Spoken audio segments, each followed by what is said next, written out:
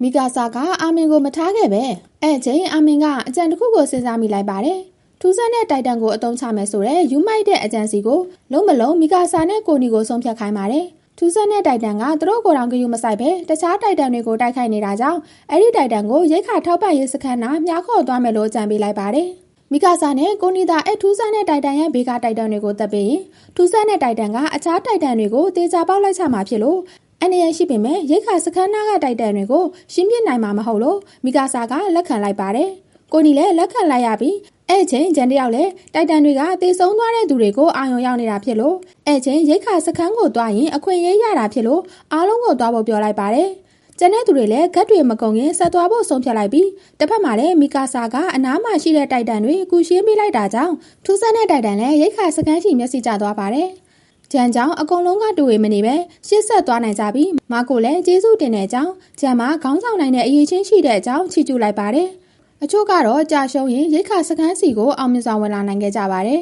အထဲမှာလည်းရိတ်ခါထောက်ပံ့ရေးတပ်သားတွေကခုံအောင်ထဲဝင်ပုန်းနေပြီးကျန်လဲဒေါသထွက်ကထထိုးပေးလိုက်ပါတယ်သူတို့တွေမရောက်လာခဲ့လို့လူတွေအများကြီးတည်ခဲ့ရတဲ့အကြောင်းဒေါသထွက်ကပြောလိုက်ပါတယ်ဒါပေမဲ့ရိတ်ခါစခန်းထဲကိုပါတိုက်တန်တွေဝင်နေတဲ့အပြင်သူတို့တွေစုနေလို့လဲတိုက်တန်တွေအနက်ရကဖောက်ဝင်လာကြပါတယ်ကျန်လဲပြေးတော့မပြေးတော့ပဲသူရွေးချယ်ခဲ့တာမှားပြီလားလို့နောင်တရနေတဲ့ချိန်ထူးဆန်းတဲ့တိုက်တန်ရောက်လာခဲ့ပါတယ်အထက်ကလူတွေလည်းကန်ကောင်းသွားကြပါတယ်မိကာဆာတို့လည်းဂတ်ကုံတဲ့အချိန်ကရောက်လာခဲ့ကြပြီးအာမင်ရဲ့အကြံကအလုပ်ဖြစ်တဲ့အကြောင်းကိုနီကချီကျူးလိုက်ပြီးထူးဆန်းတဲ့တိုက်တန်အကြောင်းအကုန်လုံးသိကအံ့ဩနေကြပါတယ်15 မီတာမြင့်နဲ့အဲ့တိုက်တန်ကြီးကအခြားကောင်တွေထပ်ပိုတန်မာနေပြီးအဲ့ကောင်ကြီးရှိနေသူရဲ့အပြင်ကိစ္စကိုစိတ်ပူစရာမလိုပဲအတွင်းကကိစ္စကိုပဲဖြေရှင်းရတော့မယ်ဖြစ်တဲ့အတွက်တမတော်ရဲတစ်ဖွဲ့သုံးတဲ့တနက်တွေကိုလည်းတွေ့လိုက်ရပါတယ်ဒါပေမဲ့အတနက်တွေနဲ့ကတိုက်တန်တွေကိုတယောင်တက်လို့မရပဲဓာတ်လေကားကနေမြားခေါ်ကမျက်လုံးကန်းအောင်ပဲပြလို့ရမယ်လို့အာမင်ကပြောလိုက်ပါတယ်ချက်ချင်းပြန်ကောင်းလာမှာဖြစ်ပေမဲ့အဲ့ချိန်ထုတ်တန်းကနေစောင့်နေတဲ့9ယောက်ကတိုက်တန်တွေကိုအမိရပိုင်းရမှာဖြစ်ပါတယ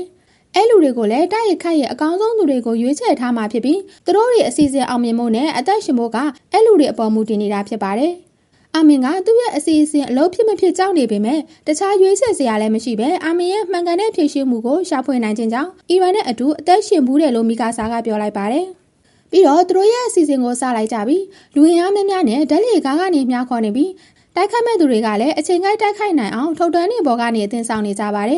်တိုက်တော်နေအနားကလာတဲ့ချိန်မှာတော့ကွက်တီမျိုးလုံးတွေတဲပြစ်လိုက်ပြီးတိုက်ခိုက်ရေးသမားတွေကလည်းအချိန်ကိုက်ကုတ်ကိုကွက်တီပိုင်လိုက်နိုင်ကြပေမဲ့စိတ်လှုပ်ရှားနေတဲ့ကိုနီနဲ့ဆာရှာကနေရာလွဲသွားလို့အစားခံရနီနီအန်နီနဲ့မီကာဆာကဝင်ကယ်ပေးလိုက်ရပါတယ်အဲ့လိုနဲ့အာမင်ရဲ့အစီအစဉ်ကအလုပ်ဖြစ်သွားခဲ့ပြီးလိုအပ်တဲ့ဂတ်တွေကိုလည်းအပြည့်ဖြည့်တင်နိုင်ခဲ့ပါတယ်အဲ့ဒီလိုနဲ့ကိုခေါင်းဆောင်မဖြစ်နိုင်ဘူးလို့ထင်နေတဲ့ကြံကဘယ်ချိန်ဘယ်နေရာမှာမဆိုအရေးပေါ်ဆုံးဖြတ်ချက်ချနိုင်တဲ့ကြံကအဲ့လိုမှန်ကန်တဲ့ဆုံးဖြတ်ချက်ကြောင့်ပဲသူအသက်ရှင်ခဲ့တာလို့မာကိုကပြောလိုက်ပါတယ်သူတို့တွေတတိုင်းကိုပြန်သွားတဲ့အချိန်မှာတော့သူတို့တွေကိုအချိန်ဆွဲပေးထားတဲ့တိုက်တန်ကြီးရဲ့ခန္ဓာကိုယ်ကပြန်မကောင်းလာတာကိုတွေ့လိုက်ရပါတယ်ဒီထူးဆန်းတဲ့တိုက်တန်ကဘာလဲဆိုတာကိုသိရင်လူသားတွေနှစ်ပေါင်းများစွာကြုံတွေ့နေရတဲ့ပြဿနာတွေကိုအဖြေရှာနိုင်မယ်လို့မီကာဆာကပြောပြလိုက်ပါတယ်လိုင်နာကအကောင်ကြီးသာစားခံရရင်ဘာမှသိတော့မှာမဟုတ်တဲ့အတွက်ဝိုင်းကယ်ဖို့ဆုံးဖြတ်လိုက်ပါတယ်အန်နီတို့ကပါဝိုင်းကယ်ဖို့ပြောနေတဲ့အချိန်မှာပဲတောမတ်ကိုစားလိုက်တဲ့ဘလူးကြီးကိုတွေ့တာကြောင့်ထူးဆန်းတဲ့တိုက်တန်ကလက်နှစ်ဖက်မရှိတော့တာတော့လက်ကုပ်ကိုပါဇက်နဲ့ကိုက်ပြီးတိုက်ခိုက်နေတာကိုတွေ့လိုက်ရပါတယ်ကျန်တဲ့ကောင်ကိုလည်းသူ့ဘာသာတိုက်ခိုက်ပြီးလဲကျသွားတော့အားလုံးကတည်သွားပြီလို့ထင်နေကြပေမဲ့တိုက်တန်ရဲ့လက်ကုပ်ကနေအီရန်ကထွက်လာခဲ့ပါတယ်မိကာဆာလည်းအီရန်ကိုမထင်မှတ်ထားပဲပြန်တွေးလိုက်ရတာကြောင့်သူ့အတွက်လောကကြီးကပြန်တေးပေရှိသလိုခံစားလိုက်ရပြီးအီရန်ရဲ့နှလုံးခုန်နှံကိုကြားလိုက်ရတဲ့အချိန်မှာပဲဖက်ပြီးအော်ဟစ်ငိုကြွေးပါတော့တယ်အီရန်ရဲ့လက်တွေချီတွေပြတ်သွားပေမဲ့ပြန်ကောင်းလာတာကိုအာမင်လန်အော်နေပြီးခုနကရုတ်တရက်ဘာတွေဖြစ်သွားလဲဆိုတာကိုနားမလည်နိုင်ဖြစ်နေပါတယ်ခုနကထူးဆန်းတဲ့တိုက်တန်ကြီးကအီရန်ဆိုတာကိုအနားမှာရှိတဲ့လူတိုင်းကသိသွားကြပါတယ်မာရီယာတတိုင်းရဲ့အတော်ဆုံးလက်ရွေးစင်ကင်းထောက်တပ်ဖွဲ့ကအပြင်ကိုရောက်နေတာကြောင့်ကင်းထောက်တက်မရှိတော့တိုက်တန်တွေကမြို့ကိုဝင်တိုက်ခိုက်ခဲ့ကြတာကြောင့်မြို့ဆောင်တပ်သားတွေတော်တော်များများကြာရှုံးနေရပြီးလူသားမျိုးနွယ်ရဲ့ရိတ်ခါနဲ့တန်ရန်စာတာပေါ်များတဲ့နေရာတွေကိုတေချာပေါက်တေလောက်မဲ့အနေရှိမဲ့နေရာတွေကိုရှာဖွေထောင်လန်းနေကြတာဖြစ်ပါတယ်မာရီယာတတိုင်းရဲ့နေမြေတွေထဲမှာလည်းတိုက်တန်တွေနဲ့ရင်ဆိုင်နေကြပေမဲ့ကင်းထောက်တပ်သားတွေနောက်ဆုံးအချိန်ထိသွေးမကြောင်ကြပဲအသက်နဲ့လဲပြီးယုံကြည်ထားကြတာဖြစ်ပါတယ်သူတို့တွေယုံကြည်ထားတဲ့အတိုင်းအင်အားကြီးလာပါတယ်ဆိုတဲ့တိုက်တန်တွေကိုသွေးအေးနဲ့နာကျင်မှုမရှိအောင်တက်ဖြတ်ပေးနေတာဖြစ်ပြီးဒုဗိုလ်ကြီးဟန်းချီကလည်းသူ့ရဲ့ထုံးစံအတိုင်းရရရောအခန့်ပေးနေတာဖြစ်ပါတယ် ကင်းထောက်တပ်သားတွေကသူတို့ရဲ့အသက်ကိုယ်တော်မှမှုပဲထူးသားတွေအတွက်အထောက်အကူဖြစ်ပြီးမှတည်ကျင်တာဖြစ်လို့အသက်ပေးလိုက်တဲ့သူတိုင်းအလကားတက်မဖြစ်နေမဲ့သူကိုအင်အားဖြစ်စေလို့ရှိသမျှတိုက်တန်တွေကိုမျိုးတုံးအောင်တပ်ပေးမယ်လို့သူ့ရဲ့ရဲဘော်ရဲဘက်နောက်ဆုံးအချိန်မှာဗိုလ်ကြီးလီပိုင်ကကတိပေးလိုက်ပါတယ်အရက်ပူပေမဲ့သူ့ရဲဘော်တွေကိုတံမိုးထားတဲ့လီပိုင်ကဆက်တက်ခိုက်ချင်သေးပေမဲ့လည်းတိုက်တန်တွေကတတိုင်းရှိရဲ့မြောက်ဖက်ကိုအစုလိုက်ပြုံလိုက်သွားနေတာကြောင့်တမူးအောင်ဝင်လဲထရော့မျိုးကလွန်ခဲ့တဲ့9နှစ်တုန်းကလို့တခုခုဖြစ်နေတဲ့အတွက်ပြန်ဆုတ်ဖို့အမိန့်ပေးလိုက်ပါတယ်။အီရန်ကမျိုးချခံလိုက်ရပေမဲ့တိုက်တန်မှာအစာကျေစနစ်နဲ့အစာလမ်းကြောင်းမပါတာဖြစ်တဲ့အတွက်အသက်ရှင်နေသေးတဲ့အီရန်ကဒီ9နှစ်တာကာလအတွင်းမှာလူရောစိတ်ပါကြန့်ခံအောင်လေ့ကျင့်ခဲ့ပေမဲ့ဒီလိုပုံစံနဲ့အဆုံးသက်ရောက်မှာကိုလက်မခံနိုင်ဖြစ်နေခဲ့ပါတယ်။သူရွယ်ထားသလိုသူ့အမေအတွက်လက်စားမချေပေးရသေးပဲသူ့ရဲ့အိမ်မက်သူ့ရဲ့ဘဝသူ့ရဲ့မျှော်လင့်ချက်တွေကိုပါတိုက်တန်တွေကလူယူသွားတဲ့အတွက်တိုက်တန်တွေကိုမတက်ရမချင်းသူမတည်ဘူးဟုဆုံးဖြတ်ချက်ချလိုက်ပါတယ်အဲ့ဒီလိုအချိန်မှာပဲအီရန်ရဲ့တိုက်တန်ရဲ့လက်တစ်ဖက်ကမျိုးချလိုက်တဲ့ကောင်ရဲ့ဗစက်ထဲကနေထွက်လာခဲ့ပြီးလွတ်လပ်မှုအတွက်နောက်တစ်ချိန်မွေးလာသလိုခံစားလိုက်ရပြီးသူ့ရဲ့ရွယ်ချက်အတိုင်းတိုက်တန်တွေကိုတကောင်းမကြံတက်မယ်လို့တို့ကြုံရနေတာဖြစ်ပါတယ်